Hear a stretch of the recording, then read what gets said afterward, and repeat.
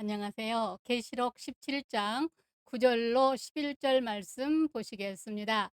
지혜 있는 뜻이 여기 있으니 그 일곱 머리는 여자가 앉은 일곱 산이요 또 일곱 왕이라. 다섯은 망하였고 하나는 있고 다른 하나는 아직 이르지 아니하였으나 이르면 반드시 잠시 동안 머무르리라. 전에 있었다가 지금 없어진 짐승은 여덟째 왕이니 일곱 중에 속한 자라. 그가 멸망으로 들어가리라. 이 시간에 일곱 산과 일곱 왕의 비밀이라는 제목으로 말씀을 드리고자 합니다. 지난 시간에 이 괴물 같은 짐승이 육체의 본능과 인간의 완악한 자아를 상징한다고 했습니다. 한마디로 우리의 몸과 마음은 괴물과 같습니다. 어떤 동기가 주어지면 어떤 일을 할지 모릅니다.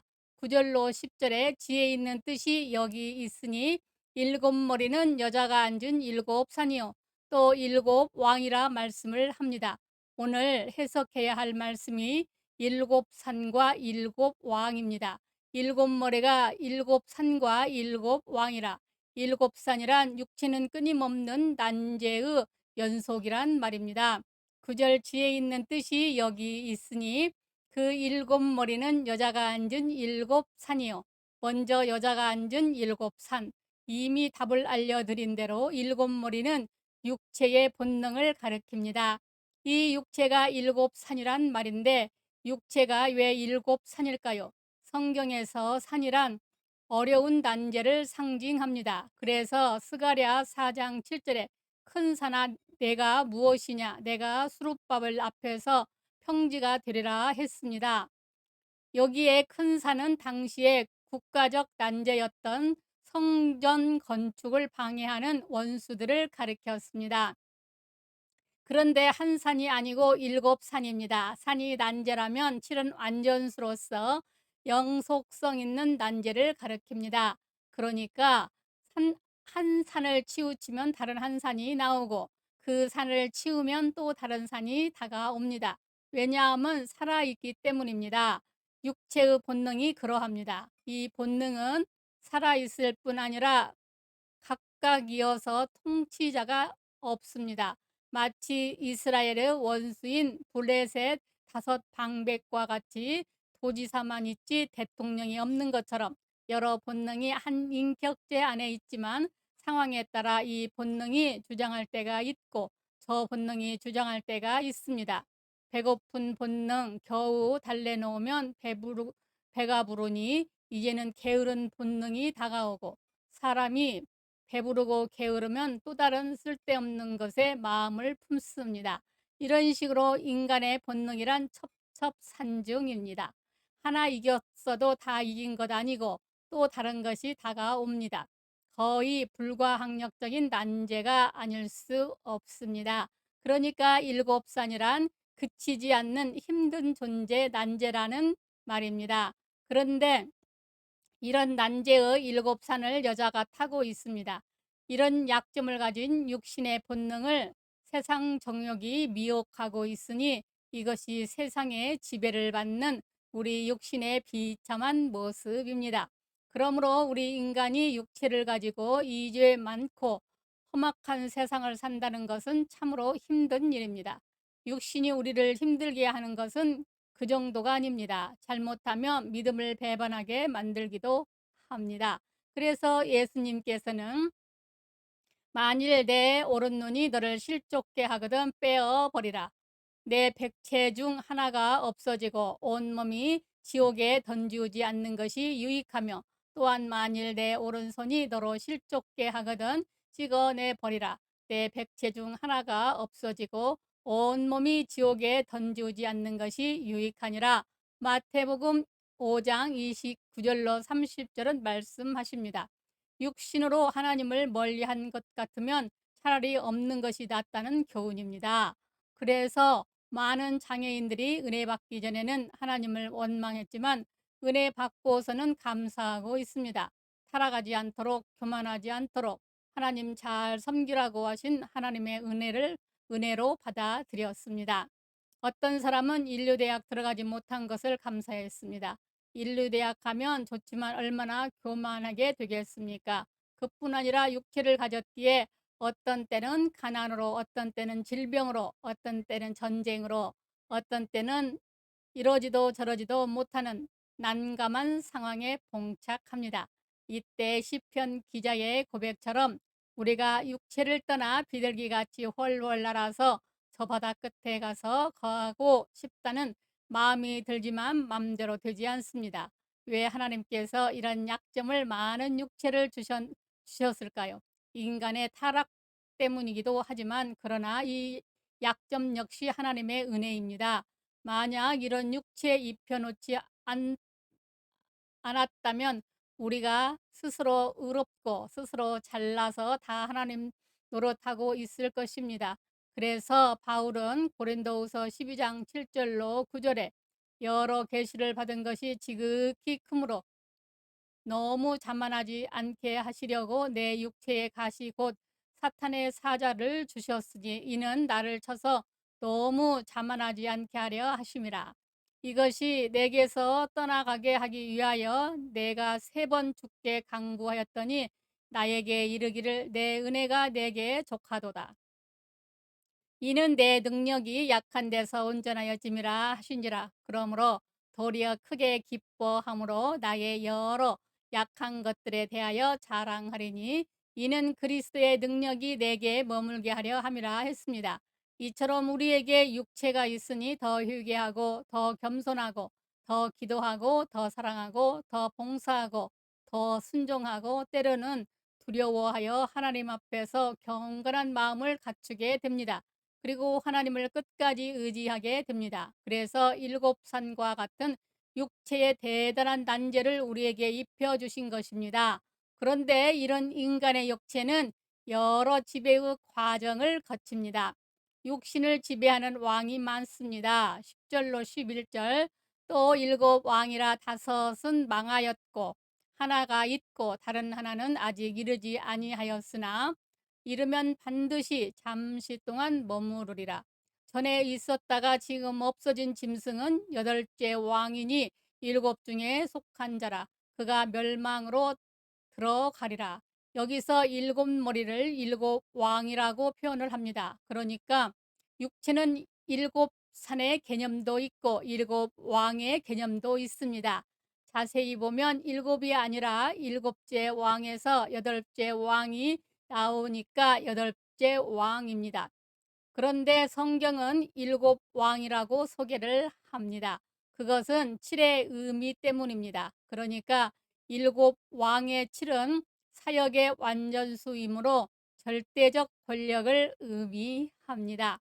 7왕 모두가 다 절대적인 특성이 있습니다. 그러므로 그 절대적 지배를 피할 수 없습니다. 그리고 또 7왕이라 한 것은 마지막 8째 왕은 불가항력적으로 다가오지만 우리를 다스리지는 못하기 때문입니다. 우리는 그때 천국의 하나님의 품 안에 있을 것이기 때문입니다. 그럼 7왕의 비밀은 무엇일까요? 마치 옛날 스핑크스의 수수께끼처럼 아침에는 4발로 걷고 점심에는 2발로 걷고 저녁에는 3발로 걷는 답은 인간입니다. 어릴 때는 기어 다니다가 크면 2발로 걷고 늙으면 지팡이를 짚으니 3발로 걷는 것이지요. 이와 비슷한 수수께끼를 푸는 마음으로 들으시면 되겠습니다. 10절에 7왕이라 5은 망하고 하나는 있고 다른 하나는 아직 이르지 아니하였으나 이르면 반드시 잠시 동안 머무르리라. 전에 있었다가 지금 없어진 짐승은 8째 왕이니 7 중에 속한 자라. 그가 멸망으로 들어가리라 했는데 이 8왕은 무엇이냐는 것입니다. 말씀을 정해보면 먼저 5왕이 동시에 다스리다가 망했고 현재는 5째 왕이 다스리는데 시간이 지나면서 다른 7째 왕이 나타나 함께 공동 통치하며 다스립니다. 반드시 잠시 동안 머무리라고 했기 때문에 7째 왕은 필연적으로 다가오는 왕입니다. 그런데 이 7째 왕에게서 마지막 또 한 왕이 나옵니다. 이 왕은 지난 시간에 설명한 대로 전에는 있었고 지금은 없지만 장차는 나타날 왕이라고 성경은 기록하고 있습니다. 지난 시간에 말씀드렸듯이 여덟째 왕이 누구인지 대충 눈치챘을 것입니다. 그러니까 인생 동안 이 왕들이 우리를 지배합니다. 이제 차근차근 설명하자면 먼저 다섯 왕은 은혜 받지 못했을 때 지배받던 육신의 죄악된 욕망을 말합니다.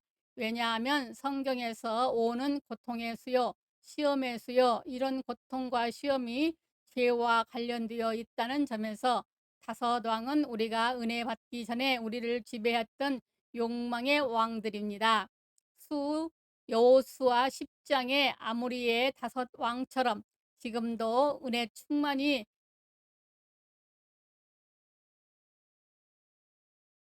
충만치 못할 때는 고린도전서 3장 3절 말씀처럼 나타나기도 합니다. 그래서 에베소서 2장 3절에 전에는 우리가 다 그 가운데서 우리 육체의 욕심을 따라 지내며 육체의 마음에 원하는 것을 하여 다른 이들과 같이 본질상 진노의 자녀였다고 했습니다. 이렇게 다섯 왕에게 지배받다가 예수 믿고 성령으로 거듭남으로 그 육체의 왕들에게 벗어나게 되었습니다. 다섯 왕이 예수님 때문에 망하게 되었습니다. 이제 남은 것은 여섯째, 일곱째, 여덟째인데 육체의 욕망이 사라진 후에 현재 다스리는 여섯째 왕은 하나님의 성령이십니다. 왜냐하면 성령의 지배가 육의 욕망을 없앨 뿐 아니라 지금은 은혜 받을 만한 때요, 지금은 구원의 날이라고 한 것처럼 현재적 지배는 다른 성령의 지배를 말씀하기 때문입니다. 그리고 여섯째 왕은 숫자로 6입니다. 하나님께서 여섯째 날에 코에 생기를 불어 넣으셔서 사람을 만드신 날이 여섯째 날인데 이처럼 이 시대 우리 영혼의 생기는 바로 현재 우리를 지배하고 계시는 성령이시기 때문입니다. 그러므로 여섯째 왕은 성령이십니다. 그럼 일곱째 왕과 그 일곱째 왕 속에서 나오는 여덟째 왕은 무엇일까요? 먼저 7번과 8번은 아주 밀접한 관계가 있습니다. 왜냐하면 8번은 7번에서 나오기 때문입니다. 답부터 알려드리면 7번은 육체의 생명이고 8번은 사망의 세력입니다. 사망이 무엇인가? 생명이 죽은 것입니다. 그러므로 일곱째 왕인 늙음이 우리를 지배할 때 여덟째 왕은 사망도 그만큼 우리에게서 나타나기 시작합니다.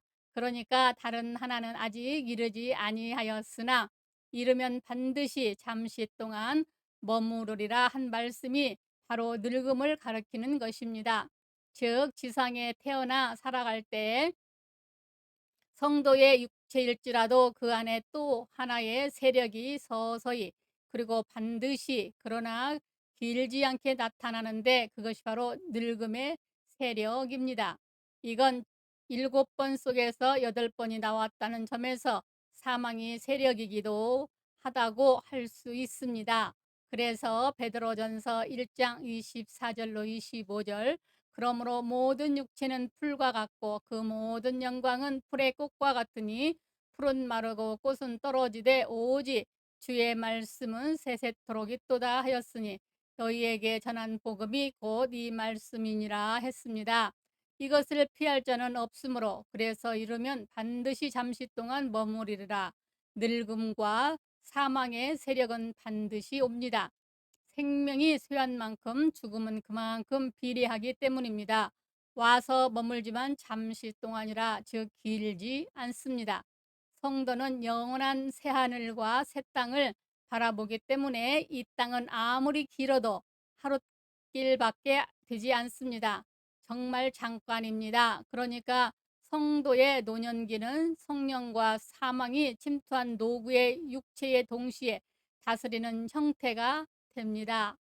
그래서 사도 바울은 겉사람은 후패하나 속사람은 날로 새롭도다 했습니다.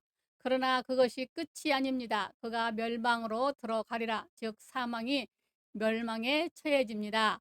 고린도전서 15장 26절 맨 나중에 멸망받을 원수는 사망이니라. 고린도전서 15장 26절 말씀한 것처럼 성도는 둘째 사망에 처해지지 않고 천국의 영광 속에 기다리고 있다가 장차 예수 그리스도께서 재림하실 때 육체까지도 영광의 형체로 변하게 될 것입니다. 이것이 산으로 본 육체의 난제들이요 또 왕으로 본 우리 지배적 인생관입니다. 사랑하는 여러분, 그래서 지혜왕 솔로몬은 말합니다. 사람이 여러 해를 살면 항상 즐거워할지로다. 그러나 캄캄한 날이 많으리니 그날을 생각할지로다.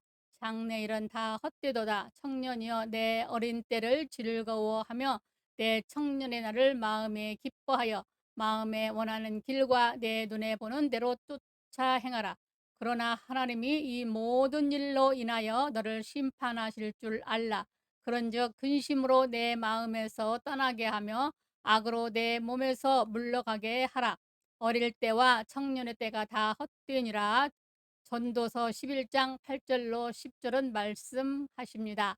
그러므로 우리 모두 예수 믿고 하나님을 경외함으로 은혜를 받아 죄의 지배에서 온전히 벗어나 성령 안에서 승리하며 살다가 우리 주님 오실 때 우리 육체까지도 새롭게 변화될 수 있는 복된 성도들이 다 되시기 바랍니다. 감사합니다. 우리 주 예수 그리스도의 이름으로 축복합니다. 하나님 아버지 말씀을 듣는 자들에게 하나님의 복을 주시옵소서. 아멘.